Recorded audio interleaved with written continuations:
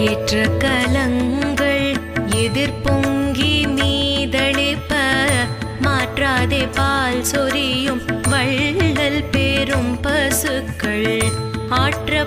ஆற்றப்படைத்தான் மகனே அறிவுராய் ஊற்றம் உடையாய் பெரியாய் உலகினில் தோற்றமாய் நின்ற சுடரே துயிலெழாய் மாற்றார் உனக்கு வலி தொலைந்து